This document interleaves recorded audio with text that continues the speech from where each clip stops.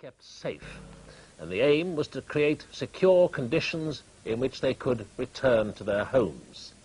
The Overseas Development Minister, Linda Chalker, is to visit Turkey and Iran later this week to assess the plight of the refugees.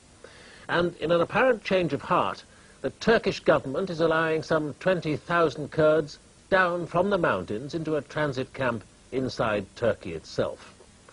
On the Turkish border, up to 1,000 refugees are said to be dying every day. At least 400,000 are living in appalling conditions.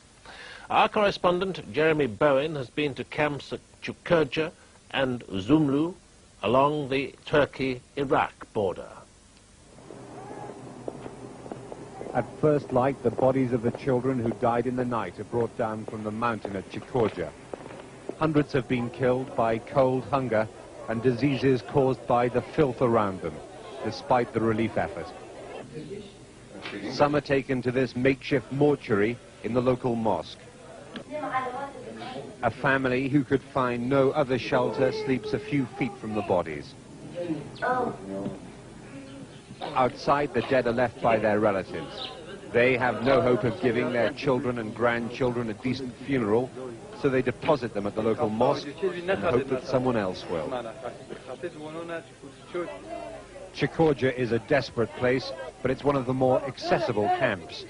In the mornings, refugees wait for doctors and food to arrive. They beg Turkish soldiers to let them take the sickest people down to the village.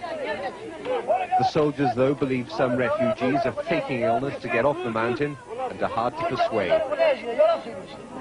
Some people are desperate enough to try to break through the cordon.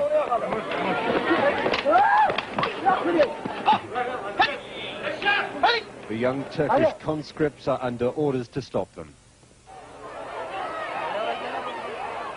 The most remote sites have barely been touched by the rescue operation.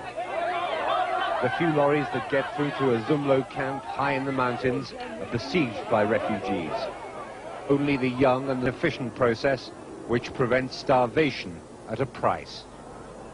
The ridge where the parachutes landed is in Iraqi territory. They say that 10 people were killed yesterday trying to get packages which had landed in minefields.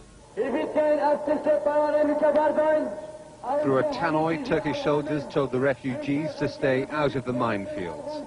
They ignored the warnings. There's no real medical care at Zumlo. Only a few handfuls of drugs for perhaps 10,000 people. Nothing can be done for the dying babies and their frantic parents. This woman said she blamed herself.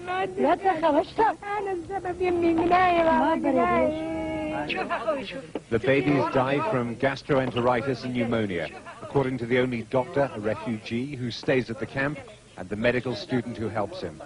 They expect cholera next. Yes, yes. It will appear. It will appear. Yes, it will appear. There's no hospital, only a filthy tent.